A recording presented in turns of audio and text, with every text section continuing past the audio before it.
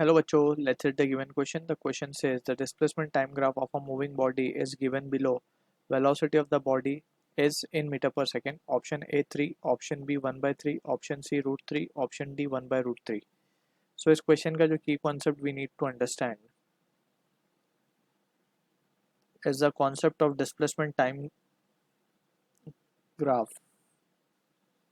So according to displacement time graph, we need to understand कि इससे जो important information we can derive is first important information is इसका जो slope होता है, डिस्प्लेसमेंट टाइम ग्राफ का जो स्लोप होता है, स्लोप कैसे निकालते हैं basically, change in Y coordinate या change along Y axis upon change along X axis, that is what the slope is. And this slope can also be written as tan theta, where theta is the angle made by the slow line with time axis. तो ये चीज़ हमें यहाँ पे याद रखनी है, and that will be equals to, अब ये delta Y by delta X को अगर हम देखें, सो डेल्टा वाई, अगर हम वाई एक्सिस पे डिस्प्लेसमेंट को ले लें, अगर हम वाई एक्सिस पे डिस्प्लेसमेंट को ले लें, तो फॉर द केस, हम जो केस कंसिडर कर रहे हैं वो ये वाला है. This is displacement, this is time, and this is let's say the graph. So यहाँ पे हम देख सकते हैं दिस एंगल इज थीटा. ठीक है, तो फ्रॉम द सिचुएशन हम इसको लिख सकते हैं, this will be giving us the value of velocity. ठीक है, so this is the basic understanding that we need to have. अब जो हमें ग्राफ गिवन है उसके according we need to check it कि हमें क्या गिवन है. हमें एक्चुअली में उल्टा ग्राफ गिवन है कुछ. टाइम हमें वाई एक्सिस पे गिवन है, डिस्प्लेसमेंट हमें एक्स पे गिवन है, and graph is something like this. हमें बस ये याद रखना है कि जो स्लोप होता है जो हमने यहाँ पे ड्रॉ किया है थीटा, यहाँ पे 30 डिग्री गिवन है, एंड टाइम एक्सिस के साथ ही हमें स्लोप को लेना है.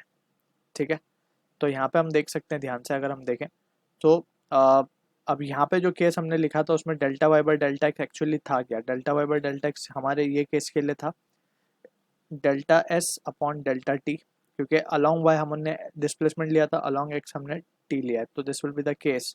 अब यहाँ पे ये change in displacement with respect to time is what velocity. So this is how we get the value velocity, इस तरीके से.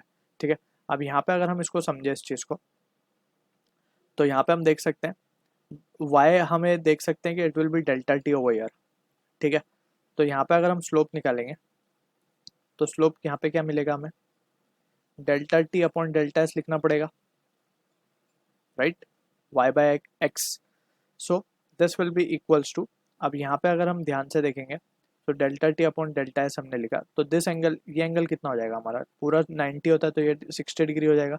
तो यहाँ पे हमें लिखना पड़ेगा 1060, and that will be equals to, अब यहाँ पे ये देगा हमें 1 अपॉन वेलोसिटी, राइट, क्योंकि रेसिप्रोकल हो चुका है ये. हमें delta S upon delta T हम वी बोलते हैं, बट हमें delta T upon delta S मिल रहा है, तो इसको हम 1 बाई वी लिखेंगे. तो यहाँ पे सिंपली हम क्या लिखेंगे, we will be equals to 1 upon 1060, right. और हमें पता है कि 1060 डिग्री की वैल्यू क्या होती है, 1060 डिग्री की वैल्यू होती है रूट 3. ठीक है ना, 1060 is root 3. So from the option given D will be the correct answer for this. So I hope you understood the solution. All the best.